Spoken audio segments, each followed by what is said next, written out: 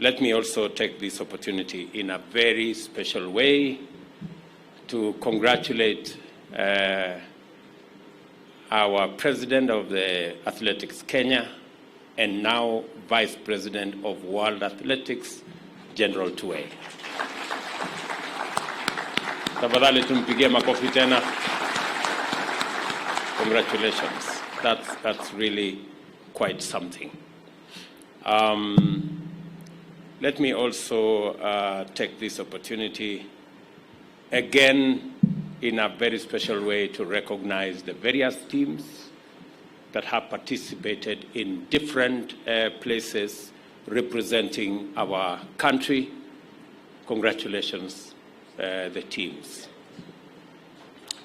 And it is my pleasure this afternoon to be part of this grand occasion of commissioning of Talanta House, the new home of the Ministry of Youth Affairs, Arts and Sports. This project reflects our commitment to sports, youth and arts, and is now the nerve center of the Talanta Hela initiative, our flagship program to monetize talent in our country. It is the new home of the advancement of sports, the growth of arts, and the empowerment of our young people across all talents. This is the new home of sports promotion, football, volleyball, swimming, golf, motorsport, tennis, cycling, shooting, archery, and cricket, among many. This building brings together all ministry staff under one roof.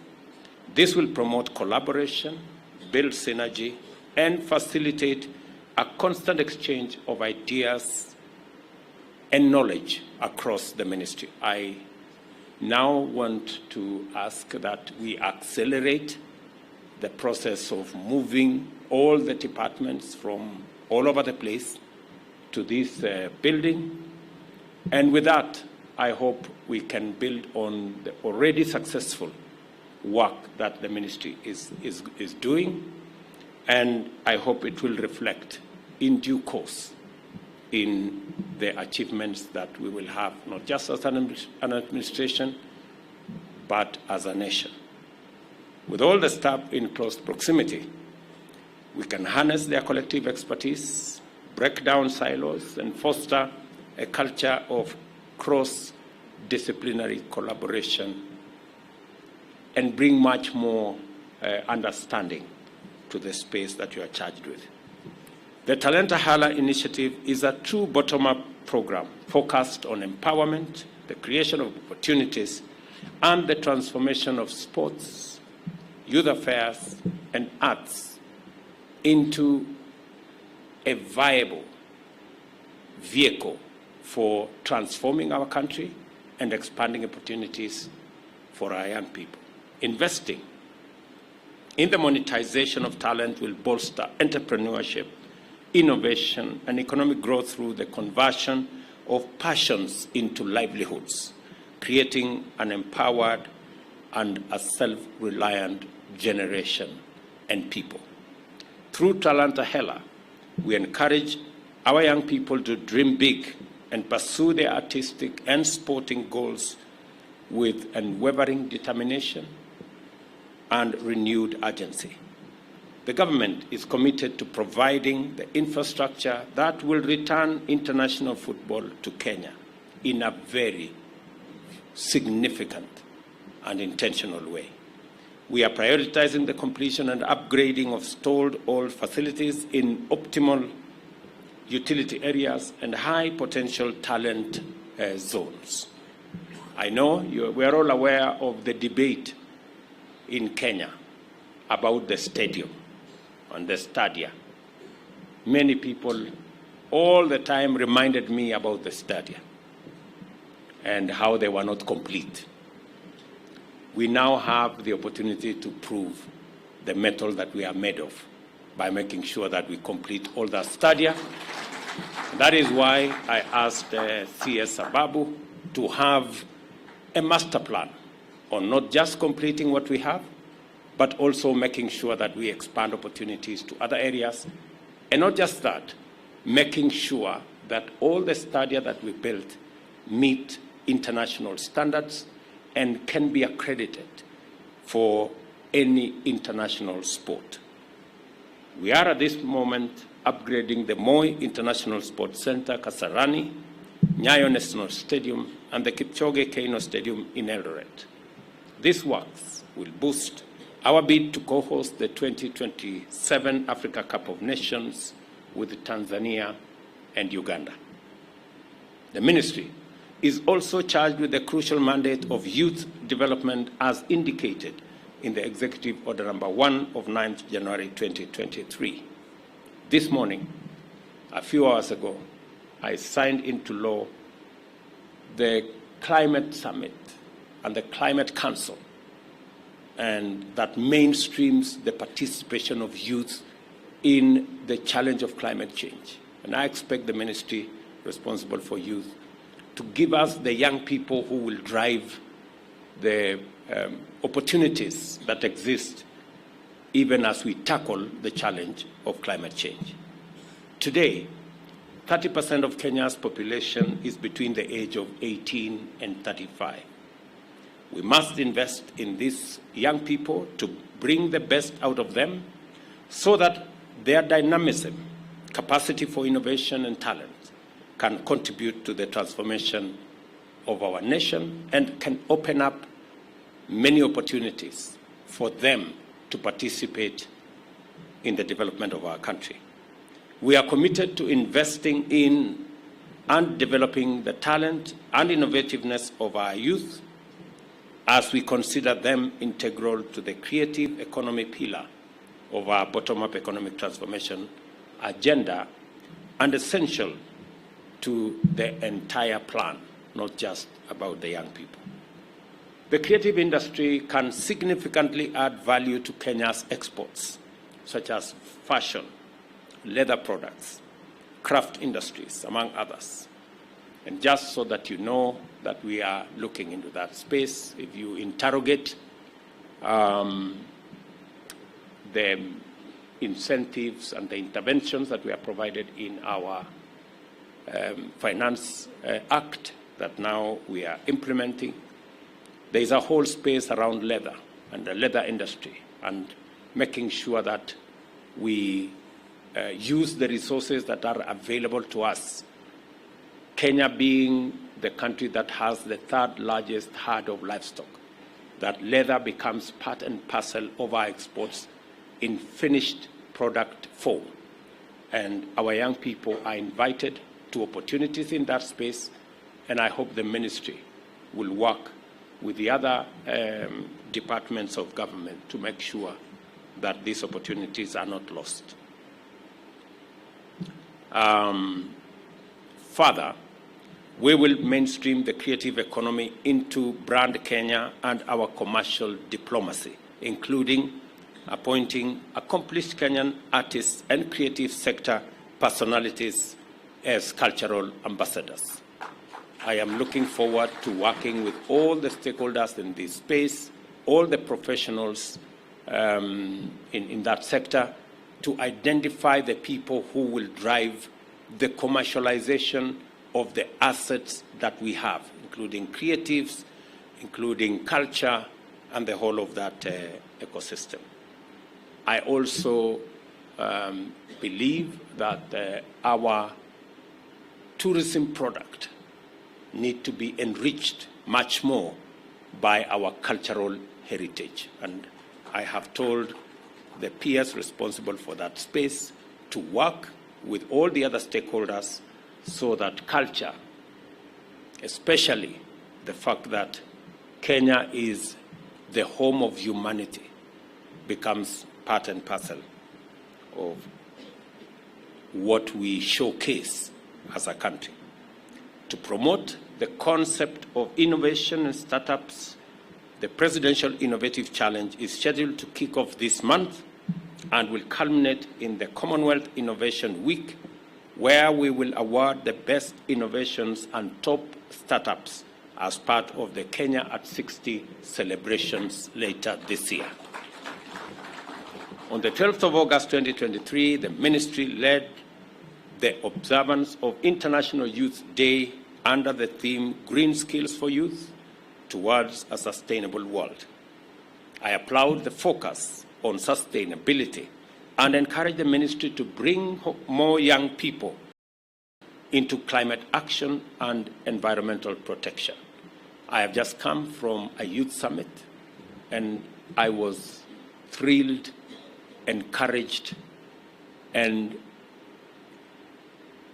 I was actually wonderfully, in a very informed way, challenged by what the young people of Kenya, the passion, the commitment, the creativity and innovation around what they are doing to deal with the challenge of climate change, but to also, on the flip side, explore the opportunities that come with the solutions that are proposed for climate change. And let me encourage you as a youth ministry to continue to work with all the other stakeholders in all the other spaces so that we can leverage on every opportunity available to build our capacities that benefit the young people of Kenya. We have recruited, for example, a 4,000-strong Green Army on contract to support our national tree planting program and ecosystem restoration program. We intend to scale this up towards 50,000 as we roll out fully our tree planting exercise and ecosystem restoration initiatives.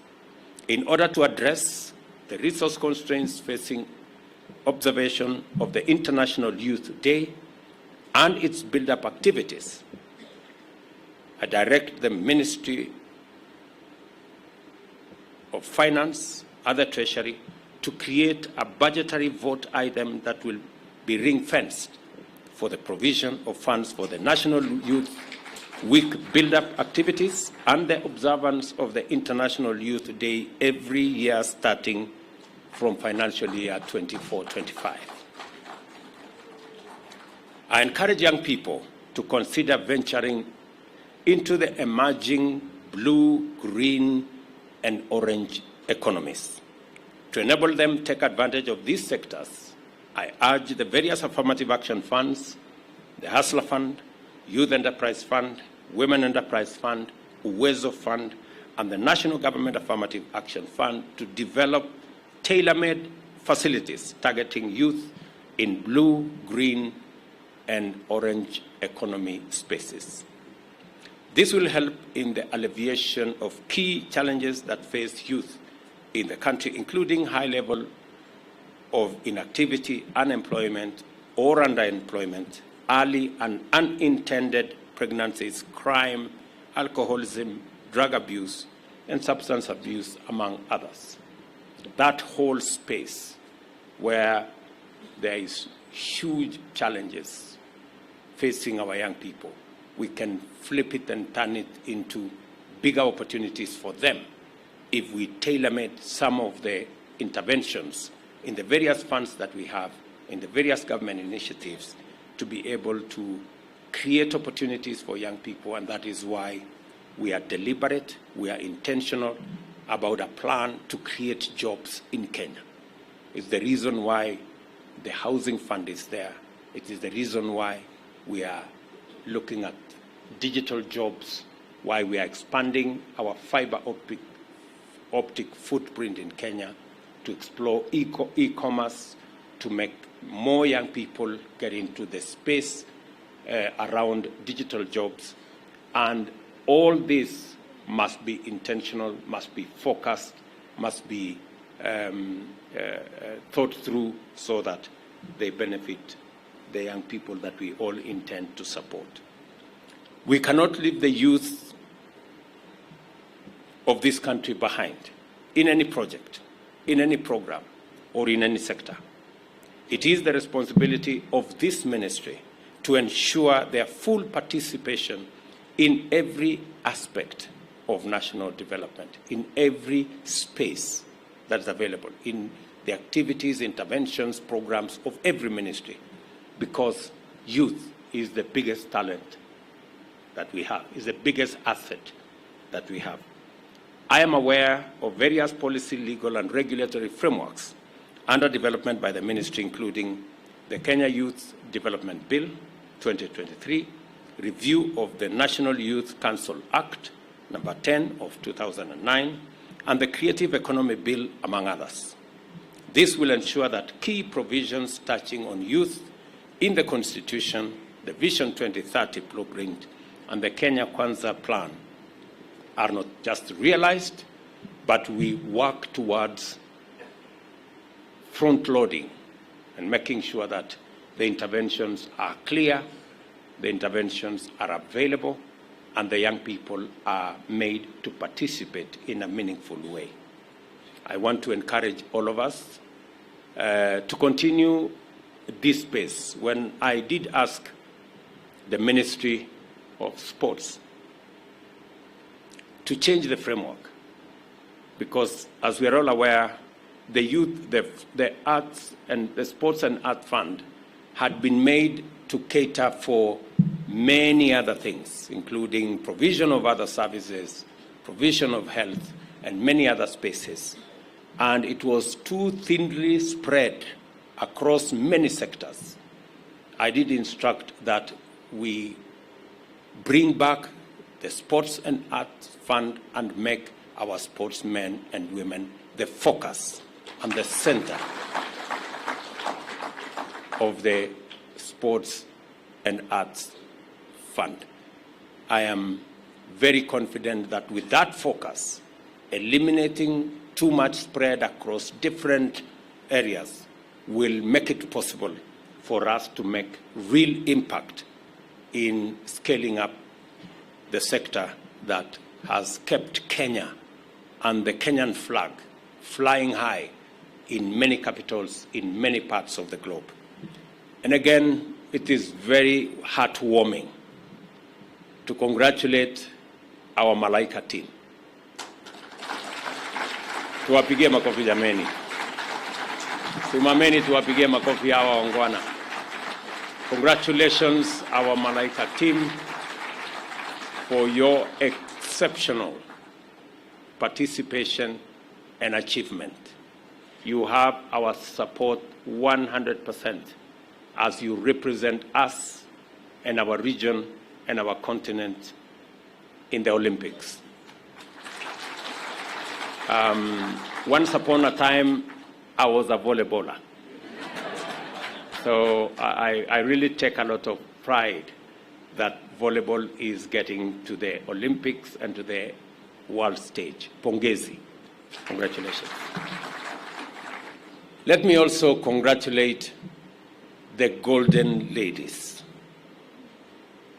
Mary Mora here and Faith Kipyegon. Wapige makofi hao warembo jameni. Congratulations Mary.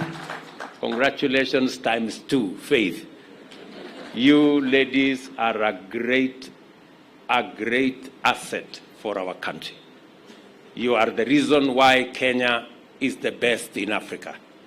And you are the reason why Kenya is number 5, together with your team. And all the others, our medalists from Budapest, can they stand up? Wasimame jameni. Tuwapige makofi. Congratulations, good people. You have done us very proud. And you have our goodwill and support. Congratulations again. And we will stand by you going into the future. Asanteni sana. Every time when our national anthem was played, we felt that we were global leaders in every aspect. And it wasn't me, it wasn't Ababu or any one of us who made that happen. It is you. So you guys are great, and you have our goodwill and support. Pongezi, pongezi, pongezi, pongezi sana. And it is the reason why we must keep our focus on our sportsmen and women. They are the reason why Kenya is flying high, and they are the reason why this ministry exists to deal with our young people and to deal with our sportsmen and women, the arts, and all the other disciplines that make us the nation that we are. So, asanteni sana. It is now my pleasure to declare Talanta Plaza officially commissioned as the headquarters of the Ministry of Youth Affairs, the Arts, and Sports. Thank you very much, and God bless you. Itaomba tuketi sote na nimuombe Mheshimiwa Rais kwa heshima aweze kutulia kwenye jukwaa. May we take our seats kindly. Captains, we come forward now with our teams. Captains, with our teams. Niombe sasa ni Pauline.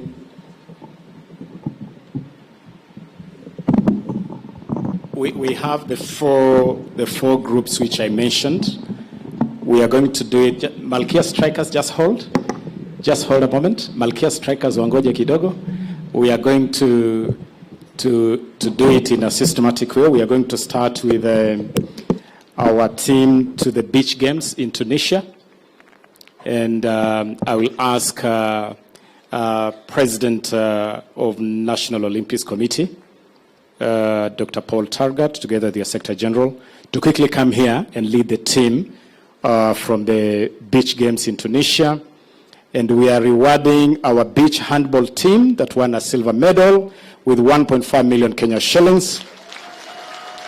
We are rewarding Mark Omumasaba, who won silver medal with 500,000 shillings. We are rewarding our basketball team that won silver with a total of 600,000 shillings.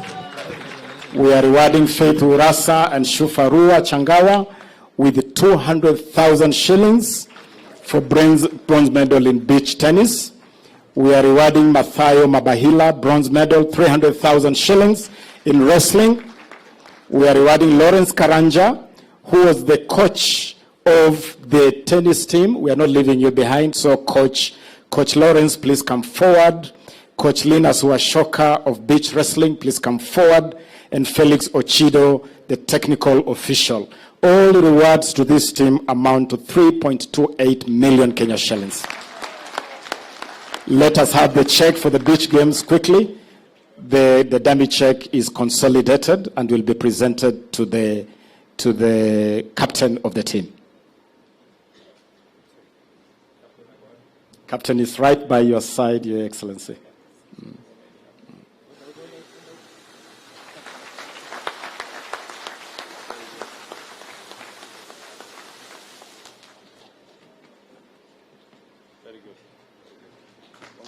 Aya, hongera sana.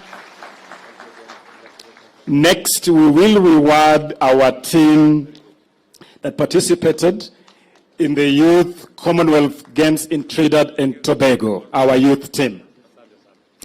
This team won 5 gold medals. Let us give it up to them. 5 gold medals. Kipkurui Josephat Sang, 350,000 shillings.